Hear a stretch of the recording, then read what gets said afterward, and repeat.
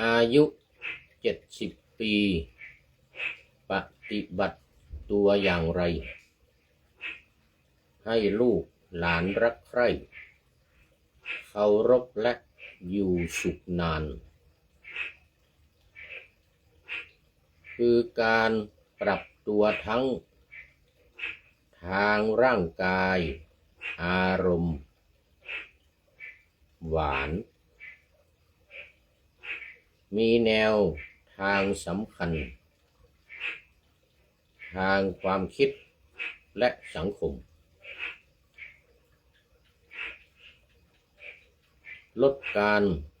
บ่นจู้จี้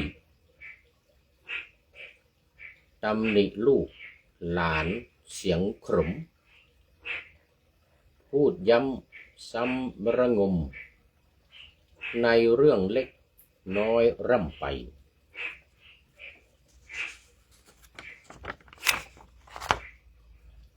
ไม่ชอบ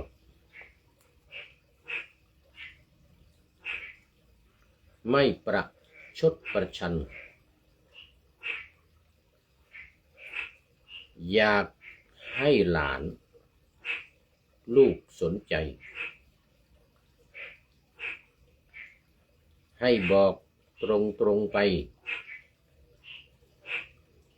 บรรยากาศจะดูดียอมรับการเปลี่ยนแปลงแห่งสังขารร่างกายนี้และลูกหลานย่อมมีวิถีชีวิตเปลี่ยนไปเป็นผู้ฟังที่ดีฟังเรื่องที่ลูกหลานใคร่บอกเล่ามากกว่าไปสั่งสอนเล่าซ้ำไปมา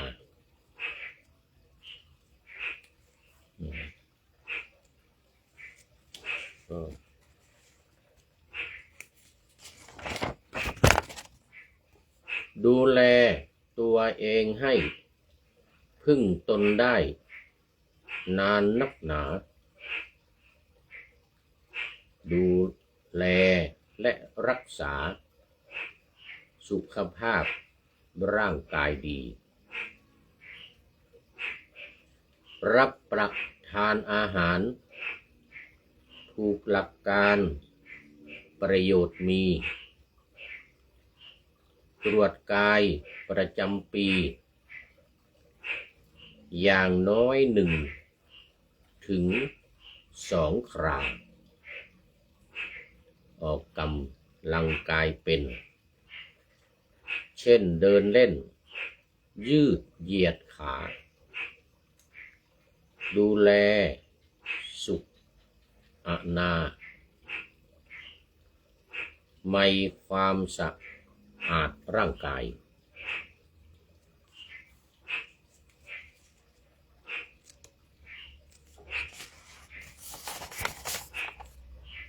และที่อาศัยอยู่ดูแลเพื่อจะไม่ให้เป็นภาระ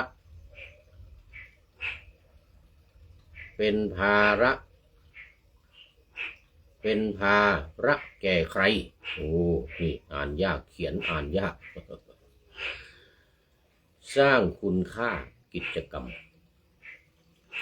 หางานอดิเรกมาสรรเสกให้ได้ทำสิ่งที่ชอบเหลือล้ำปลูกต้นไม้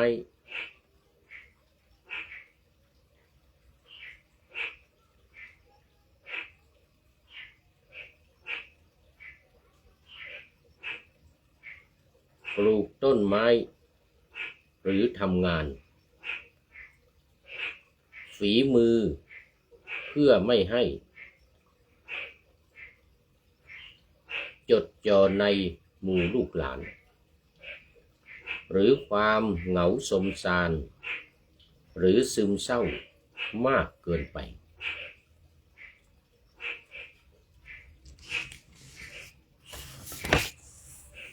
ไหว้พระสวดมนต์แผ่เมตตาแก่สัตว์ทั้งหลาย เรียนรู้สิ่งใหม่ๆรู้ใช้เทคโนโลยีเช่น Facebook หรือ LINE ใช้สื่อสารตามวิถีกับลูกหลานได้ดีหรือช่วยงานบ้านเบาๆเพื่อให้รู้สึกว่ายังมีค่าต่อพวกเขาให้พื้นที่ของเรากับลูกหลานเป็นกันเองขอถวายความนอบน้อมแด่พระรัตนตรัยมีพระพุทธเจ้าเป็นต้นขอถวายความเคารพพระมหาเถระพระเถรานุเถระเจ้าคณะพระสังฆาธิการทั่วโลกมีพระเดชพระคุณพระธรรมเสนาบดีเจ้าคณะภาค7วัดพระธาตุดอยสุเทพเป็นต้นและขออำนวยพรแด่ท่านผู้ฟังท่านผู้ชมสาธุชนพุทธบริษัททั้งหลายวันนี้รายการพระไตรปิฎกลอยฟ้าก็ลอยมาจากวัดพระธาตุดอยสุเทพเข้าสู่สถานีวิทยุ5แห่ง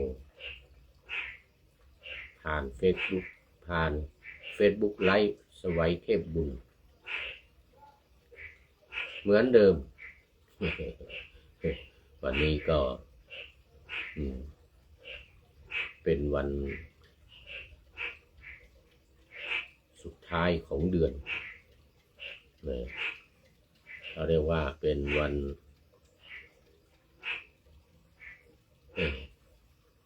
ที่30 เมษายน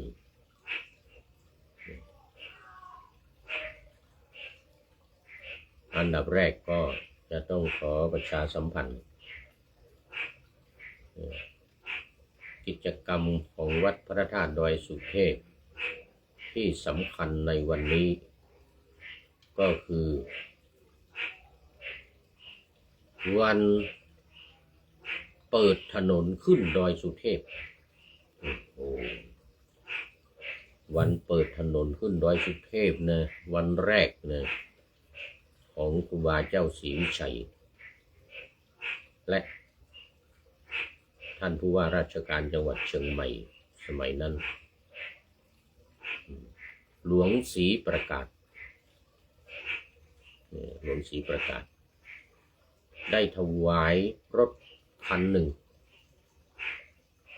แก่ครูบาเจ้าศรีวิชัยเพื่อขี่ขึ้นบนดอยสุเทพแล้วก็พากันขี่พากันนั่งขึ้นในวันนั้นนะเมื่อวันที่30 เมษายน 2458นับจากวันนั้นมาถึงวันนี้ก็91 ปีพอดีครูบาได้สร้างถนนขึ้นดอยสุเทพเนี่ยลงจอบแรกเมื่อวันที่11 เดือนพฤศจิกายน 2457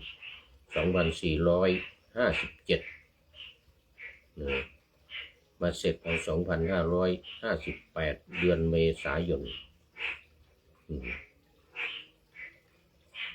ก็เป็นเวลา5 เดือนกับ11 วันแล้วก็เตรียมการกำหนดการที่จะเปิดถนนขึ้นดอยสุเทพก็ได้ในวันที่30 เมษายนนี้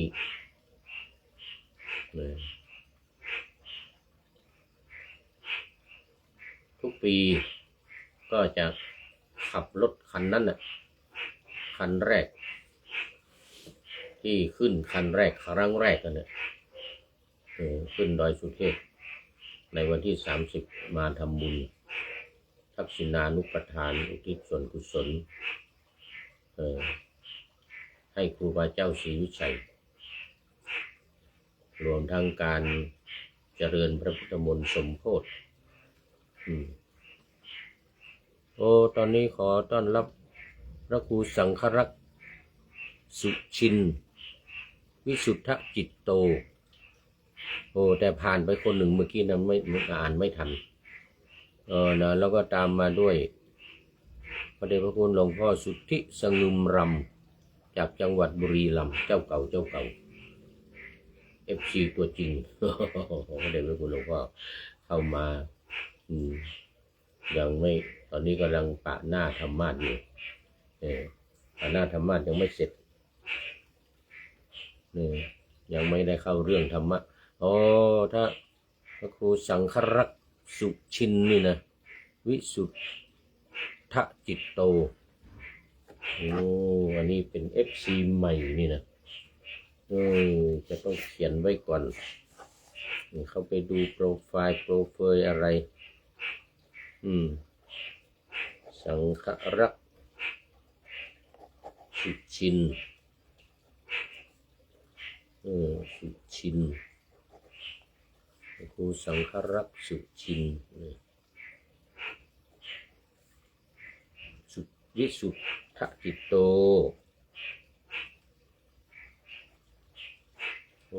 ขอบคุณมากแต่เมื่อกี้อ่านไม่ทันล่วงหน้านี้น่าจะมีอีกหนึ่งท่านนะไม่เป็นไร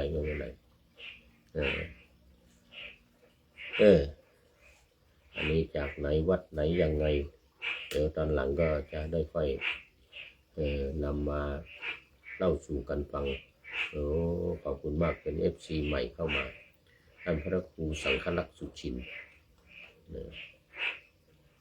วิสุทธจิตโตวันนี้ก็เข้ามาแต่หัวรุ่งเหมือนกันเรียกว่าไก่ยังไม่ทันหูสุริโยยังไม่จับขอบฟ้าปะหน้าธรรมาสยังไม่เสร็จเรื่องเลยวันนี้ปะหน้าธรรมาสยาวด้วยนะมันมีประชาสัมพันธ์3 งาน3 งานนี่งานที่1นี่ของวัดพระธาตุดอยสุเทพ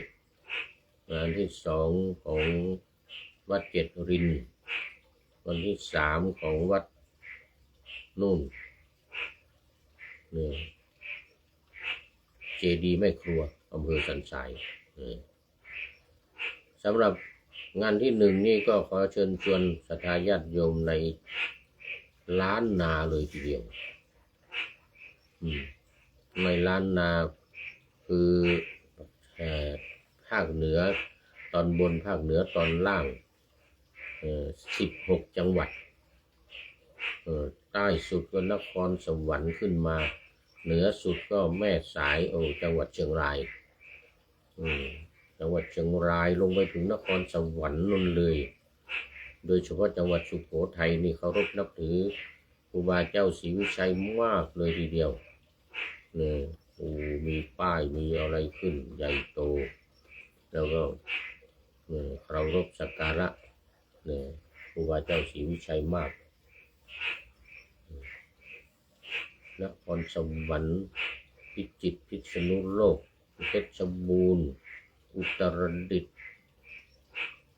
สุโขทัยเนี่ยตำบลอำเภอทุ่งเสลี่ยมโน่นก็กำแพงเพชรจังหวัดตาก8 จังหวัด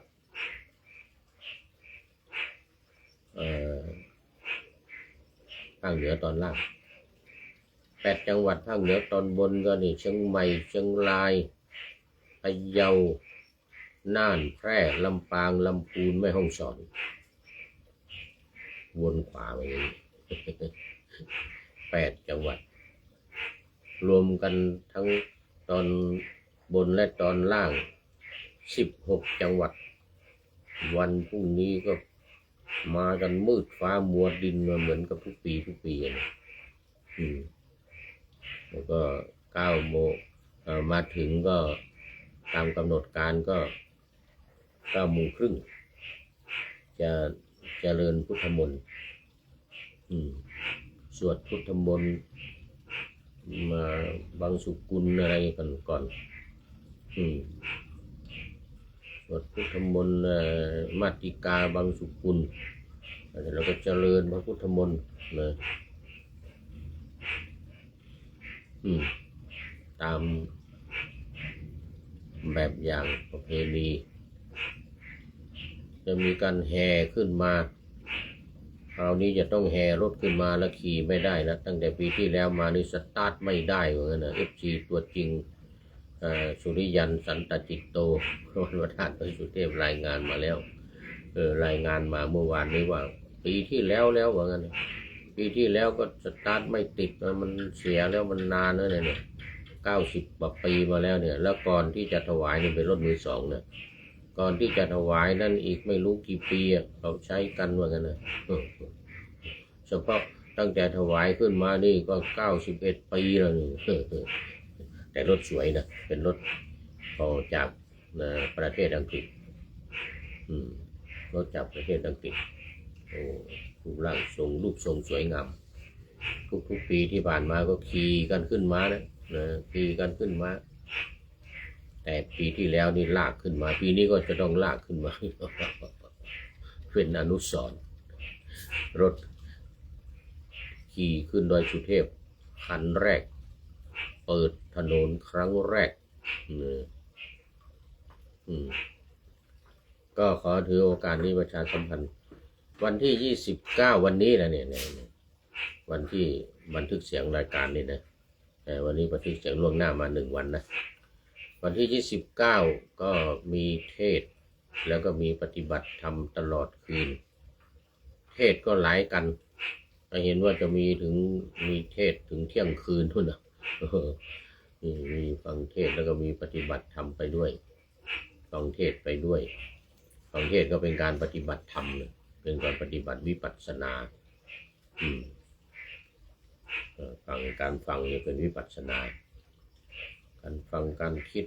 การพิจารณานี่เป็นการปฏิบัติวิปัสสนาส่วนการทำการบริกรรมอย่างพุทโธหรือไม่ก็นับ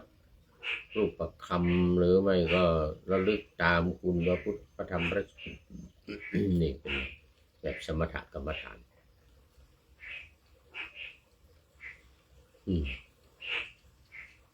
ดังนั้นก็ถือโอกาสนี้ประชาสัมพันธ์ตั้งแต่วันนี้ไปเลยเนี่ยวันที่29วันที่30ทุกปีอย่างนี้ทุกปีเมื่อวันก่อนก็นิมนต์พระนักเทศน์ตุจก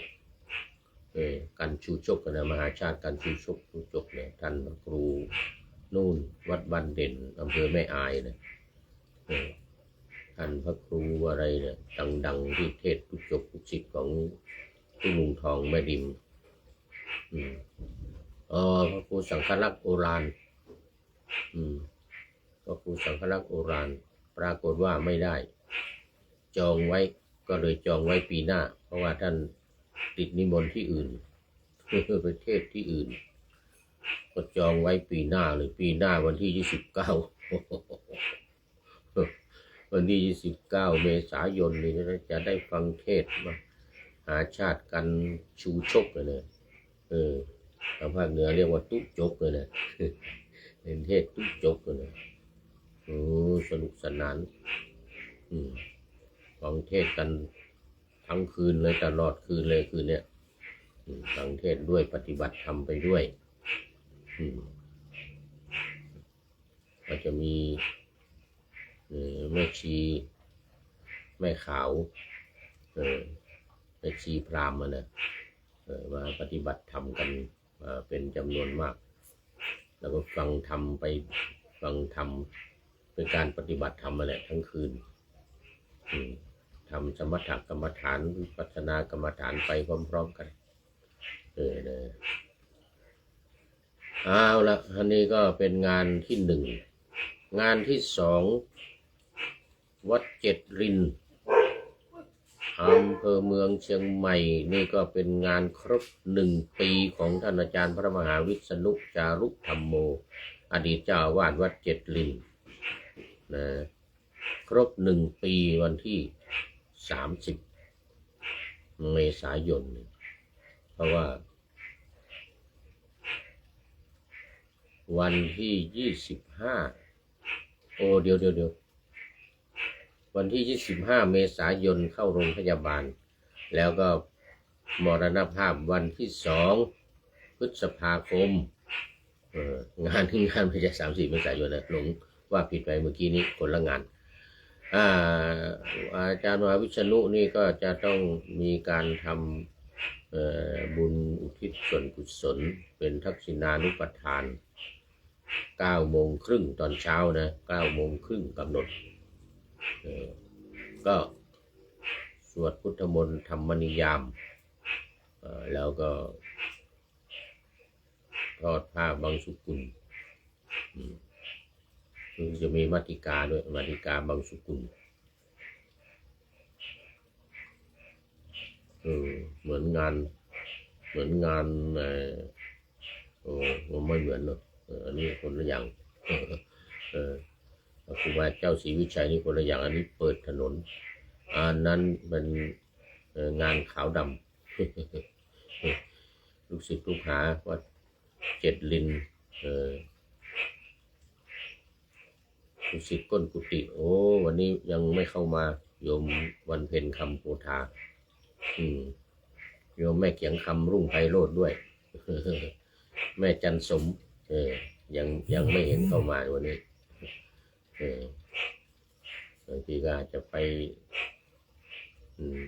งานขาวดำนี่ก็อาจจะเป็นได้อาจจะไปงานขาวดำบางที่บางแห่งเอางานขาวดำวันที่2 พฤษภาคมก็ขอเชิญชวนทุกท่านมาร่วมกันทักษิณานุปทานถวายกุศลให้แก่ท่านอาจารย์พระมหาวิษณุจารุธรรมโมอดีตเจ้าวาดวัด7 ลินเลยเอาละงานที่3นี่งานที่3วันนี้ว่ามาหลายวันแล้วเพราะว่าเริ่มมาตั้งแต่วันที่25ถึงวันที่4 พฤษภาคมนะแต่มีงานการบรรพชาอุปสมบทภิกษุสามเณรและบวชศีลจารินีแม่ชีขาวพราหมณ์แม่ชีพราหมณ์9 วัน 9 คืนตั้งแต่วันที่25ถึงวันที่4 พฤษภาคมแล้ววันที่3จะเป็นกิจกรรมสำคัญขอเชิญชวนหน่อยนะขอเชิญชวนเป็นเกียรติพิธีมอบเกียรติบัตรรดน้ำดำหัวปีใหม่ด้วยรดน้ำดำหัวและพิธีปิดค่ายบวชใจนี่อันนี้เขาเรียกว่าค่ายบวชใจนะปี2569วันที่3 พฤษภาคมเวลา 9 นาฬิกาถึง 13 นาฬิกาขอไป15 นาฬิกา 9 นาฬิกาถึง 15 นาฬิกาตอนเช้าก็เป็นพิธีในการมอบเกียรติบัตรพิธีปิดค่ายอะไรต่างๆเสร็จแล้วตอนบ่ายสำคัญก็คือเป็นการรดน้ำดำหัวตามประเพณีดั้งเดิมณวัดเจดีย์แม่ครัวตำบลหนองหานอำเภอสันทรายจังหวัดเชียงใหม่ท่านที่จะร่วมในการทำบุญก็ติดต่อมาที่ท่านพระครูวชิระคุณาธร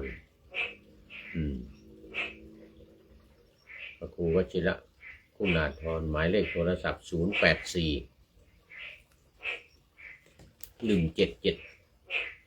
5221 084 177 5221แล้วก็ถ้าไม่สะดวกในการจะมาด้วยตนเองก็โอนปัจจัยเข้าธนาคารกรุงไทยชื่อบัญชีศูนย์ศึกษาพระพุทธศาสนาวัดเจดีย์แม่ครัวหมายเลขบัญชี0ขออภัย373ว่ายากเลย375 018 2272 375 018 2272ตามอัธยาศัยตามเจตนาศรัทธาตามกำลังศรัทธากำลังทรัพย์ร่วมกิจกรรมร่วมโครงการในครั้งนี้ ก็คือโครงการบวชใจการบวชใจก็คือการบรรพชาอุปสมบทสามเณรภาคฤดูร้อนเนี่ยแหละเดิมที่เราว่ากันมาเนี่ยบวชภาคฤดูร้อนแต่เรื่องมันมีหลายอย่างทั้งพระทั้งเณรพระภิกษุและสามเณรและศีลจารีนีหรือชีพราหมณ์ด้วยชีพราหมณ์นี่7 วันแล้วก็พระภิกษุสามเณรนี่ก็9 วันอันนี้ก็ตามอัธยาศัยสืบต่อไปตอนนี้ก็ขอบคุณท่านพระเดชพระคุณหลวงพ่อสุทธิสงึมรำมาพร้อมด้วยหัวใจใสๆสีชมพูวันเกิด วันเกิดของผู้พูดนี่วันอังคารสีชมพูนะ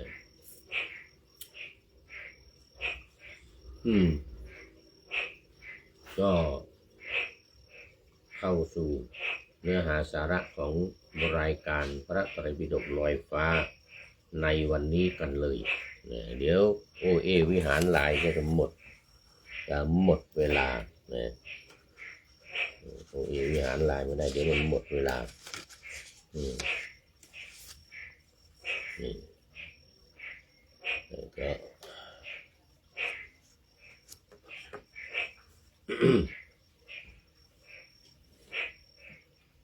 วันนี้ก็ยังอยู่ในพระไตรปิฎกเล่มเดิม เล่มที่25อัตถกถาพระวินัยก็มีหนังสือพจนานุกรมพระวินัยเราเรียกอีกอย่างหนึ่งพจนานุกรมพระไตรปิฎกก็คืออัตถกถาที่แก้ความขยายความอธิบายความในพระไตรปิฎกอัตถกถาพระวินัยนี่ก็พระไตรปิฎกเล่ม1ถึงเล่ม8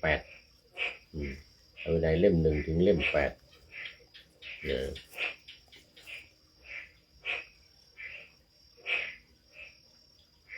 ถ้า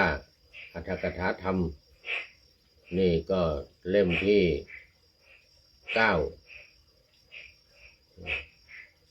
9ถึง45เลย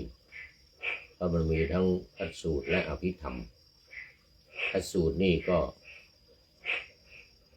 25 เล่มคือเล่มที่9ถึงเล่มที่33ส่วนพระอภิธรรม12 เล่ม34ถึง45อันนี้ทั้งหมดเรียกว่ามีอัตถกถาธรรมเราเรียกอย่างหนึ่งว่าธรรมปทัฏฐกถาหรือธรรมบทก็รจนาเรียบเรียงโดยคนเดียวกันคือหลวงพ่อพุทธโฆษาจารย์จากประเทศอินเดียเมื่อประมาณหลังพุทธกาล500 ปี500ถึง600 ปีที่ประเทศศรีลังกาเพราะว่าพระพุทธศาสนานำออกจากประเทศอินเดียไปประเทศศรีลังกาเมื่อ234 ปีที่235พศ235ไปประเทศศรีลังกาตอนนั้น9 สายนะประเทศไทยเราด้วยพระโสนอุตระมาประเทศไทยพระมหินทะกับพระนางสังฆมิตาอรหันต์หมดนะที่ว่ามานี่นะอันนี้เป็น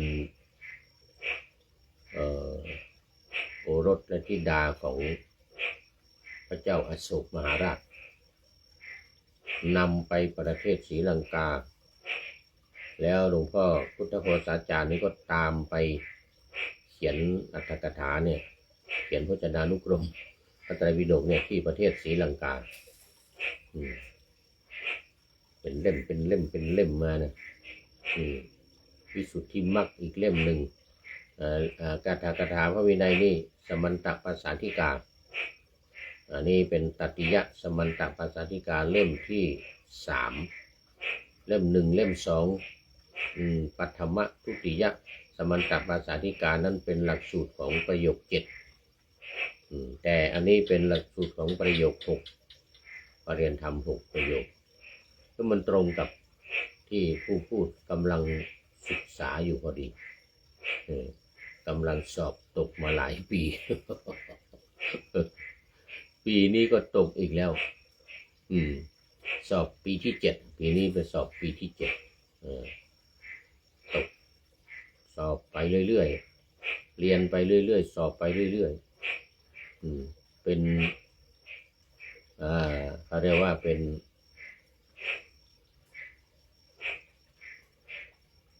คันธธุระหน้าที่ทางด้านการศึกษาเราเรียนแล้วก็วิปัสสนาธุระหน้าที่ทางด้านการปฏิบัติธรรมอันนี้แหละเป็นหน้าที่ของพระเนนเราหน้าที่ของพุทธบริษัทเราด้วยไม่ใช่เฉพาะพระเนนตอนนี้ขอต้อนรับ FC ตัวจริงท่านสุริยันสันตจิตโตวัดพระธาตุดอยสุเทพมาแล้วพร้อมด้วยประชาสัมพันธ์กราบนมัสการครับพระอาจารย์ค่ำคืนนี้องค์แสดงพระธรรมเทศนาอาจารย์อภิญญาอภิปัสสันโนวัดพระธาตุดอยสุเทพงานรำลึกถึงครูบาศรีวิชัยสร้างถนนขึ้นดอยสุเทพขึ้นวัดพระธาตุดอยสุเทพครบ91 ปีครับผมก็ประชาสัมพันธ์ไปเมื่อกี้นี้แล้วแต่ว่าจะมีรายละเอียดเพิ่มเติมเข้ามาการแสดงพระธรรมเทศนาคืนนี้กันแรกท่านพระ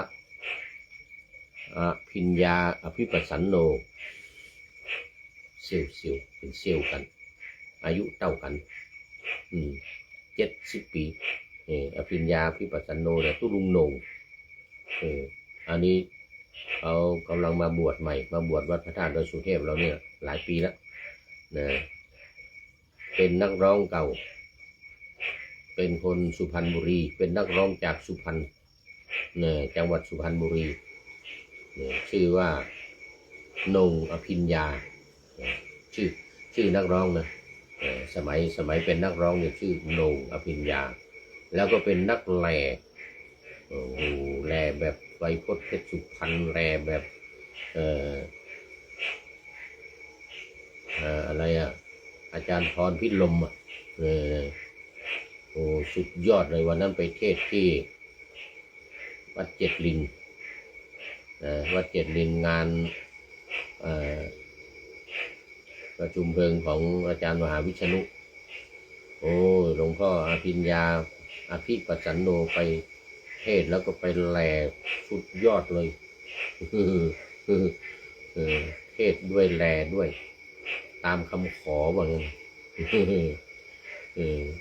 รู้สึกว่าจะแหล่เรื่องโคกับเสือเนี่ยโคกับเสือไม่กินโค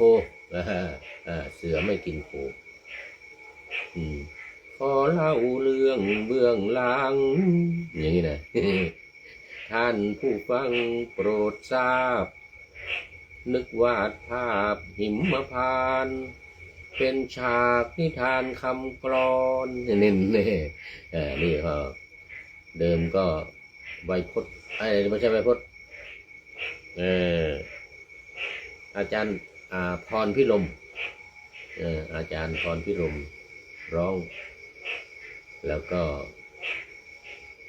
พระเดชพระคุณหลวงพ่อพระครูไพศาลธรรมโกศลหรือหลวงตาแพเยื่อไม้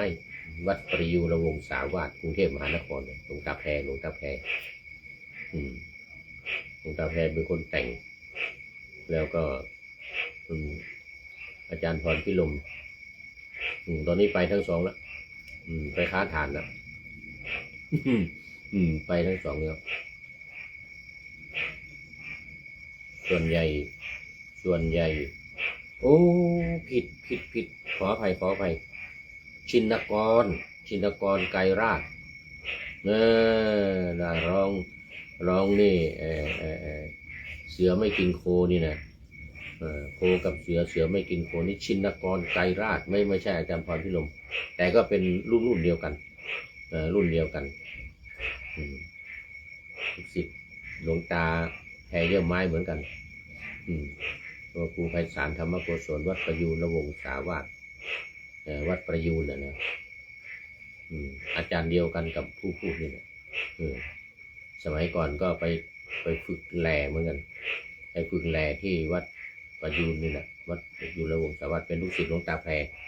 ตอนนั้นหลวงแพรยังไม่ตายเมื่อปี2521หลวงตาแพรเยี่ยมไม้หรือพระครูไพศาลธรรมโกศลนี่ก็มรณภาพในปี2523ผู้พูดนี่ก็ไปฝึกแหล่เป็นคนสุดท้ายเป็นลูกศิษย์คนสุดท้ายของหลวงตาแพรเยี่ยมไม้นะคนอื่นๆก็มีเยอะมากมายท่านเจ้าคุณราชชัยวัฒน์นี่ก็เป็นรุ่นพี่เป็นรุ่นพี่ของผู้พูดนี่ไปฝึกแหล่ที่วัดประยูรเลยนะตอนฝึกเทศแต่วันพระนี่ก็กลางคืนมีฝึกเทศบรรยายธรรมนี่แหละบรรยายธรรมนี่แหละแต่ส่วนเรื่องของการแหล่นี่ต้องไปที่กุฏิต้องไปฝึกพิเศษที่กุฏิ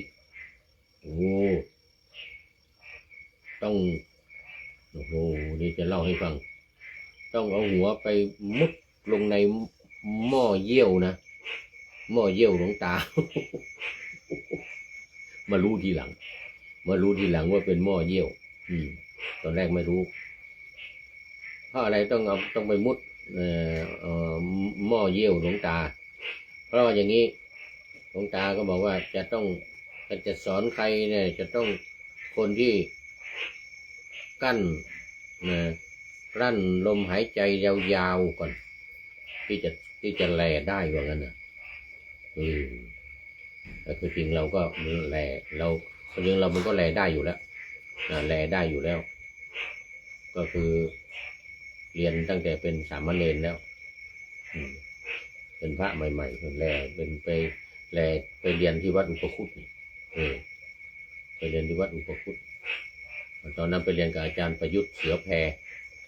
นั่นเป็นอาจารย์มาจากจังหวัดพิษณุโลกอาจารย์ประยุทธ์เสือแพรนะไปเรียนแหล่ที่วัดอุปคุตนี่นะที่นี่พอไปอยู่กรุงเทพปี2521ก็ไปเรียนเพิ่มเติมไปแหล่ไปฝึกแหล่ไปเอาเทคนิคในการแหล่นี่นะแล้วก็บทแหล่ด้วยบทแหล่ต่างๆของแหล่นอกแหล่ในอย่างนี้นะหลวงตาเขามีเยอะหลวงตาเป็นคนแต่งหลวงตาแพรเยี่ยมไม้เป็นคนแต่งนี่ก็ไปฝึกไอ้ที่ต้องหลวงตาบอกว่าท่านไม่ได้บอกว่าหม้อเยี่ยวนะท่านบอกว่าหม้อน้ำธรรมดานี่แหละท่านไม่ได้บอกว่าหม้อเยี่ยวเราให้หยุดลมหายใจให้กั้นลมหายใจแล้วก็ดำลงไปเหมือนกันนะนานเท่าไหร่ตามแต่จะทนได้เหมือนกันนะ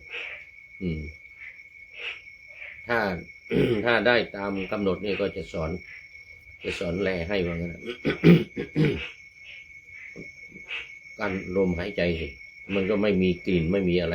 เพราะเราไม่หายใจ ไม่หายใจคือหม้อเยี่ยวหม้อปัสสาวะเป็นโอ่งใหญ่ขนาดเนี้ยเป็นโอ่งใหญ่สูงขึ้นมาถึง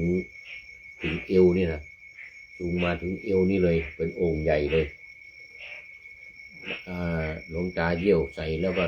เอามะขามป้อมเอาสมอมาดอง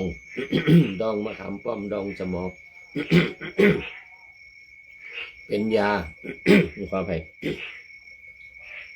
เป็นยาอายุวัฒนะมะขามป้อมนี่นะมะขามป้อมกับสมอนี่เอาดองปัสสาวะเอาดองกับน้ำปัสสาวะอะไรว่าน้ำมูดเน่านะตามวินัยนะตามวินัยบัญญัติต้องฉันยาดองด้วยน้ำมูดเน่านี่เป็นวินัยของพระสงฆ์เราเนี่ยเขาเรียกว่าเป็น อนุอนุศาสตร์หรือยังไงเนี่ยนะสักอย่างหนึ่งเนี่ย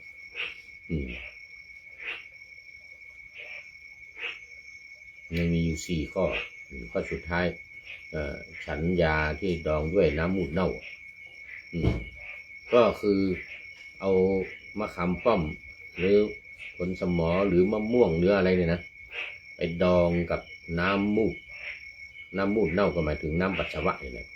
แล้วน้ำปัสสาวะท่านเอาดอง แต่ท่านเอาดองเสร็จถ้ามันดีท่านเอาออกแล้วเอาออกแล้วก็เยี่ยวใส่อย่างนั้นนะมันหม้อใหญ่ครับจะไปกินหมดแล้วก็เอาอันใหม่มาดองอีกเอาให้น้ำมูดเนี่ยน้ำปัสสาวะมันเน่าอยู่อย่างนั้นมันเป็นยาถ้ามันไม่เก่าไม่นานไม่ดองนานไม่เน่าอยู่นานนี่นะมันก็ไม่เป็นยามันไม่ขลัง ตอนนั้นมันไม่มีสมอไม่มีมะขามป้อมอะไรนะเราให้ดำลงไปให้หยุดหายใจกั้นหายใจงับปากอย่าอ้าปากว่างั้นนะอย่าอ้าปากอย่าหายใจถ้าหายใจน้ำจะเข้าจมูกอ้าปากน้ำก็จะเข้าปากใช่ไหมก็หลับตาด้วยหลับตาดำลงไปในโอ่งนี่ถ้าได้ตามกำหนดจะสอนว่างั้นนะถ้าไม่ตามกำหนดไม่สอนเลยนะดำลงไปเราก็พยายามให้อยู่นานที่สุดกั้นลมหายใจให้นานที่สุดเอายกขึ้นพ้นน้ำขึ้นมาแล้วก็หายใจใช่ไหมปรากฏว่าเหม็นหึ่งหังเลย เหม็นหึ่งหังเลยอ่ะFC สุริยันถ้าจะเรียนแลนะจะฝึกแลเนี่ยต้องไปมุดน้ำหม้อเยี่ยวนะน้ำมูดเน่าเลยนะน้ำมูดเน่าทดลองดูว่าหายใจอดกลั้นหายใจได้ยาวไหมเพราะเวลาแหล่เนี่ยมันจะต้องขึ้นเสียงลงเสียงแต่มันขึ้นยังไม่สุดเนี่ยจะไปหยุดลมหายใจมันก็ไม่ได้มันจะต้องหายใจยาวหายใจยาวอย่างตุลุงโหน่งอภิญญาเนี่ยนะตุลุงอภิญญาอภิปัสสโนมาบวชวัดพระธาตุดอยสุเทพนี่สมัยก่อนเป็นนักร้องนักแหล่ลูกศิษย์หลวงตาเนี่ยนะนี่แล้วก็วันนั้นวัดเจ็ดลินก็ไปแหล่เรื่องโคกับเสือไม่กินโคอานิสงส์อะไรเสือจึงไม่กินโคนะใช่ว่าโง่ไม่กินแต่กลับมีศีลสังวรแน่สัตว์บางตัวกลัวบาปมนุษย์ไม่ทราบใจสัตว์รู้ผลัดหนักผ่อนเบาไม่เหมือนคนบางเหล่าศีลกร่อนว่างั้นนะริมไกรลาดหิมพานต์ขอจบนิทานคำกลอน โอ้นี่ทุลุงโหน่งเสียงดีมากเลยเดี๋ยวคืนนี้ก็จะแหล่อีกแล้วเนี่ยทีนี้ผมจะเทศแล้วก็จะแหล่อีกเดี๋ยวจบรายการนี้เดี๋ยวจะไปฟังสักหน่อยฟังสักหน่อยเรานักแหล่นี่ก็ชอบฟังแหล่เหมือนกันชอบฟังอยู่เหมือนกันชอบฟังคนอื่นแหล่โมทนาขอบคุณFC ตัวจริงที่เพิ่มเติมเข้ามาในงานวันนี้เพิ่มเติมงานวันนี้เข้ามาคือการเทศในคืนนี้แล้วก็ต่อจากตุลุงโหน่งก็เมื่อกี้นี่เห็นท่านพระครูประหลัดพระครูใบดีกาประเสริฐก็จะเทศเหมือนกันเห็นว่าจะตอน10 โมงเหมือนกันนะพระครูใบดีกาประเสริฐนี่จะเทศตอน10 โมงคงจะมีหลายกันอยู่บ้างคงจะมีหลายกันอยู่เพราะว่ามีการปฏิบัติธรรมโดยการฟังธรรมโดยการฟังเขาเรียกสุตตนัยยะมันมีอยู่3อย่างนะการปฏิบัติ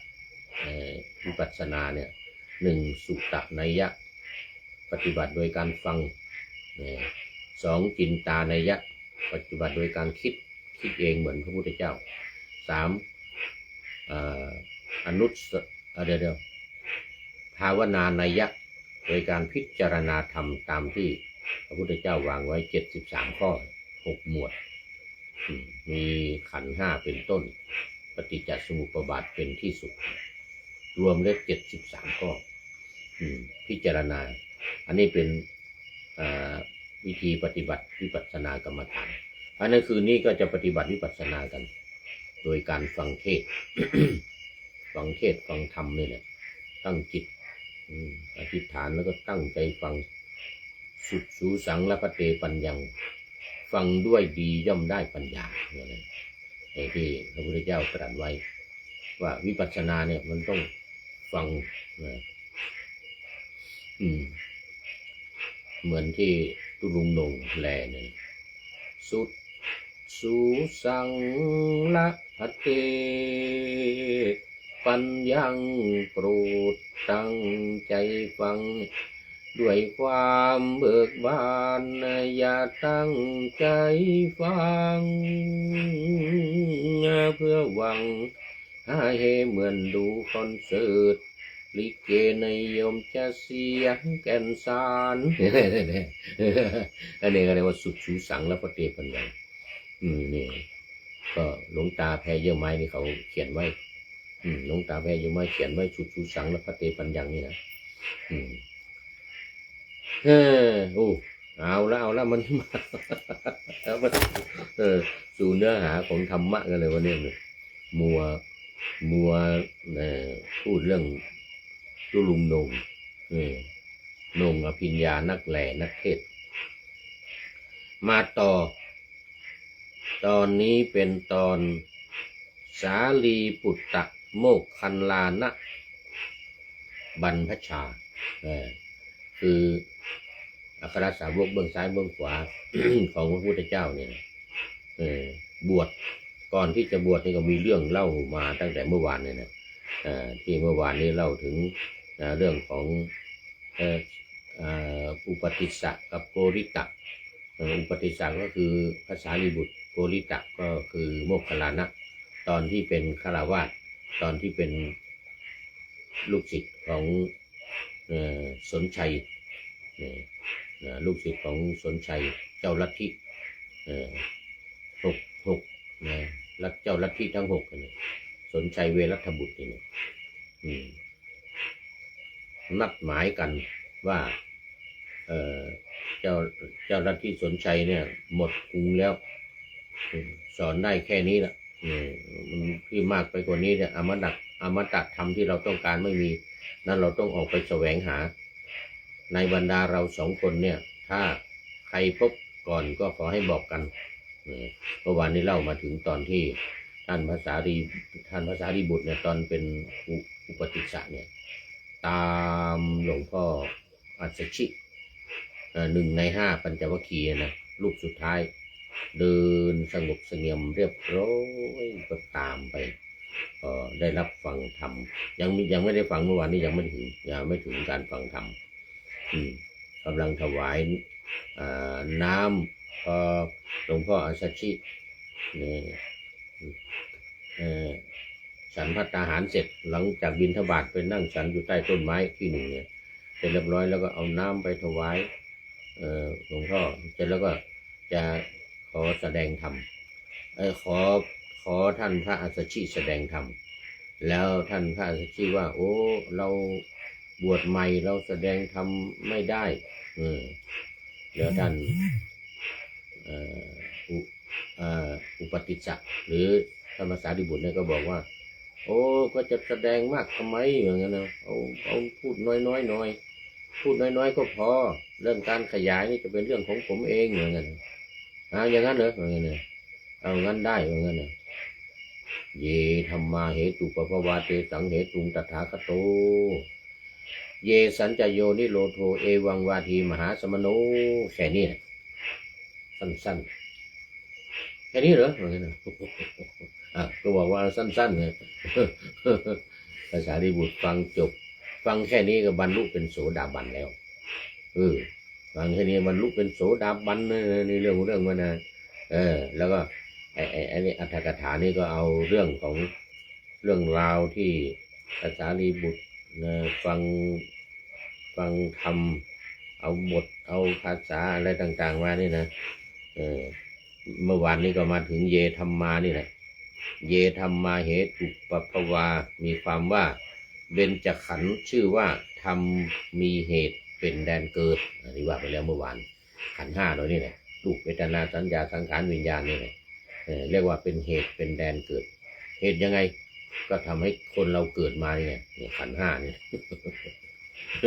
ขันธ์ห้านี่เป็นเหตุให้เราเกิดกันมาเนี่ยนะนี่พระเถระแสดงทุกขสัจจะแก่สารีบุตรนั้นด้วยคำนั้นเยธัมมาเหตุปปภวาเนี่ยนะก็เป็นการแสดงเรื่องทุกขสัจจะก็คืออริยสัจสี่ข้อที่หนึ่งหมายถึงว่าเป็นเหตุทำเหตุเป็นแดนเกิดอะไรก็คือเกิดทุกข์เกิดเป็นคนเรามาเนี่ยเป็นความทุกข์มีเรื่องมันจึงตรัสว่า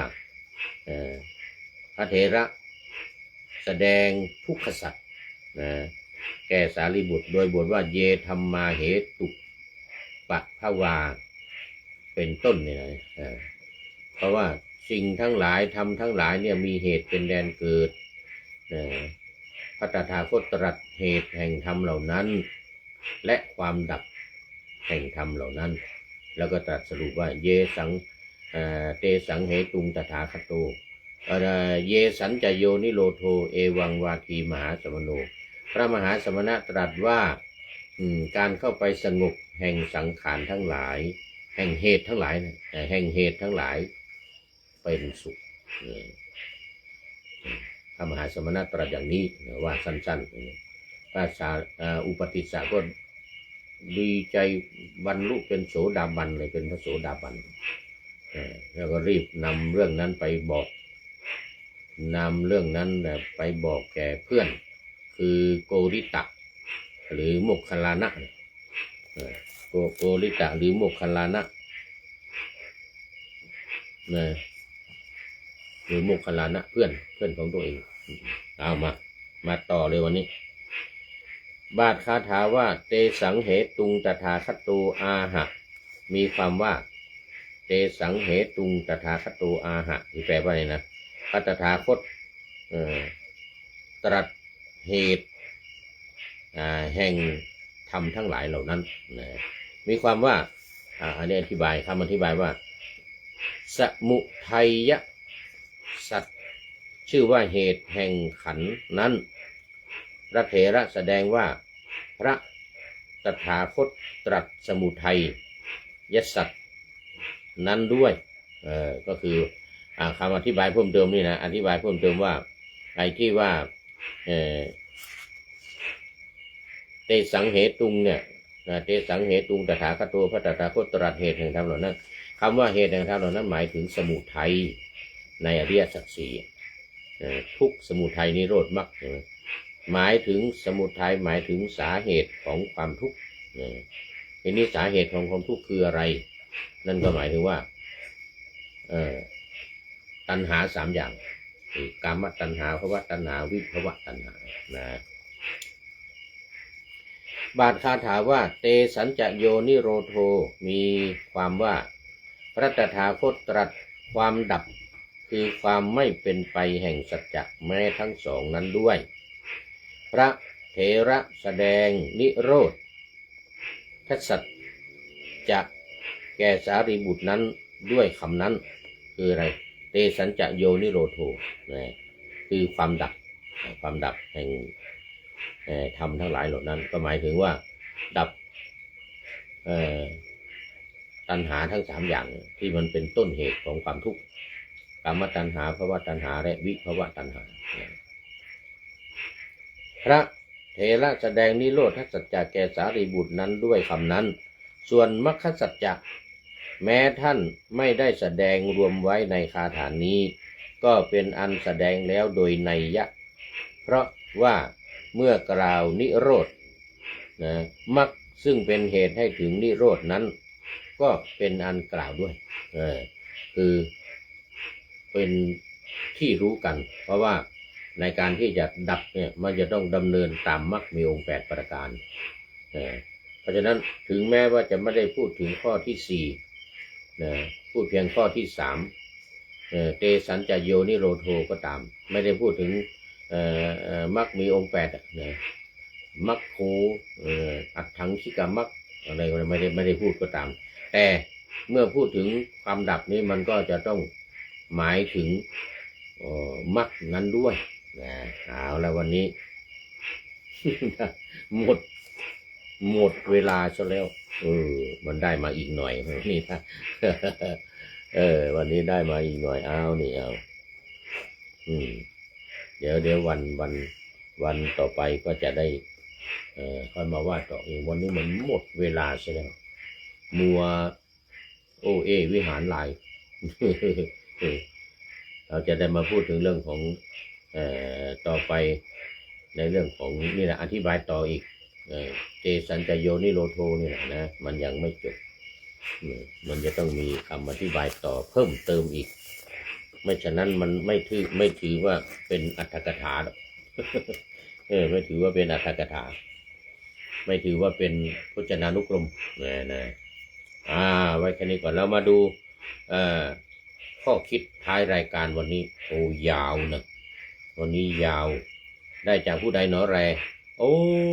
ท่านนายพลนเรศจิตรักของเรานี่เองท่านนายพลได้ให้ข้อคิดมาท้ายนี้ว่า อายุ70 ปีปฏิบัติตัวอย่างไรให้ลูกหลานรักใคร่เคารพและอยู่สุขนานคือการปรับตัวทั้งทางร่างกายอารมณ์หวานมีแนวทางสำคัญทางความคิดและสังคม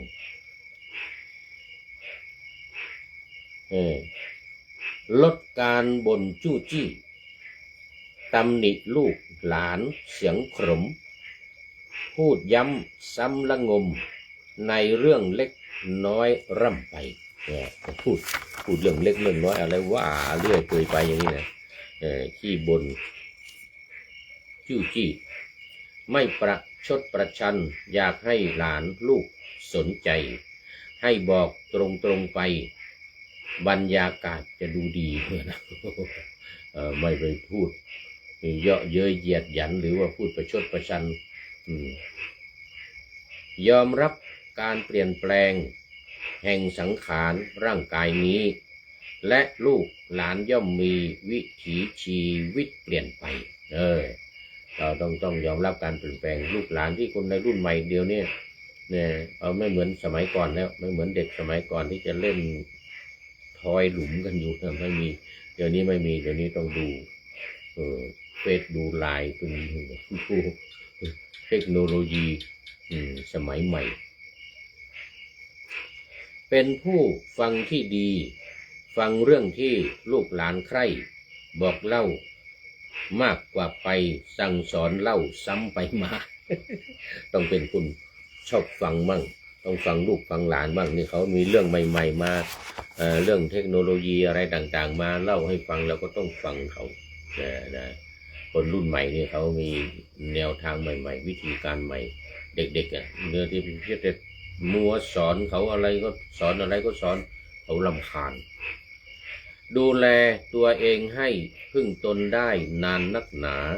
ดูแลและรักษาสุขภาพร่างกายดีรับประทานอาหารลูกถูกหลักการประโยชน์มีตรวจกายประจำปีอย่างน้อย1 ถึง 2 คราออกกำลังกายเป็นเช่นเดินเล่นยืดเหยียดขาดูแลสุขอนามัย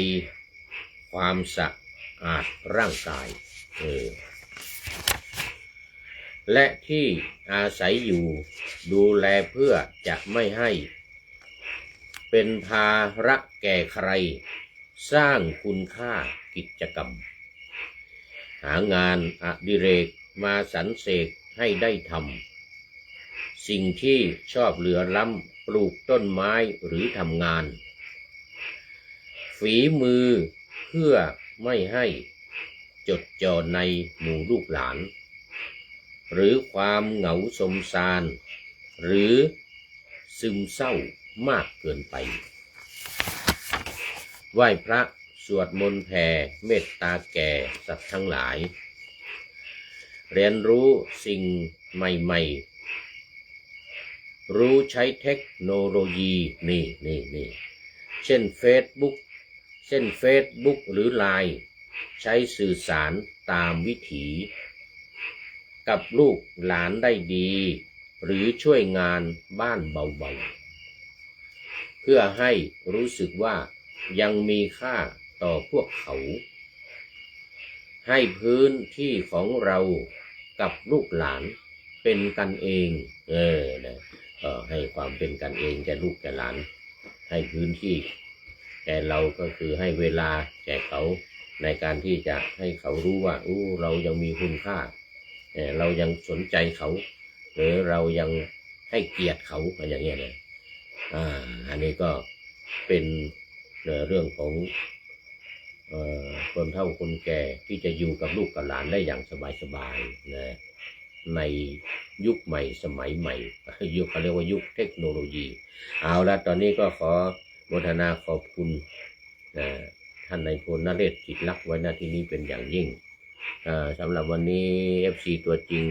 สุริยันคำปาก็เป็นท่านสุดท้ายเข้ามาในรายการวันนี้ขอโมทนาเป็นอย่างยิ่งขอนำพระไตรปิฎกลอยฟ้าไปจากผู้ฟังทั้งหลายในโลกล่าวันต่อไปจะได้จรย้อนกลับมาสู่สถานีใหม่ให้ท่านฟังอย่าลืมเปิดวิทยุหรือเครื่องรับโทรศัพท์โมบายคอมพิวเตอร์ผัง YouTube เฟซเพจไลน์ให้ดังๆเพื่อชมฟังรายการวันต่อไปขอทุกท่านมีความสุขทุกคืนวันนำธรรมะประกอบการงานทั้งหลายเช่นขยันทำงานทางวาจากายใจขวนขวายกิจการงานนานาบำเพ็ญสาธารณประโยชน์เว้นสิ่งที่มีโทษโหดเยี่ยงสาประกอบแต่กรรมดีมีราคาแสวงหาเงินทองครองใจคนเสียสละพละทรัพย์นับมากน้อยไม่ให้ล้านก็ให้ร้อยไม่ด้อยผลเอื้อคนรวยช่วยคนยากฝากคนจนให้ทุกคนเท่ากันมากประฐานเดียวขอเจริญพร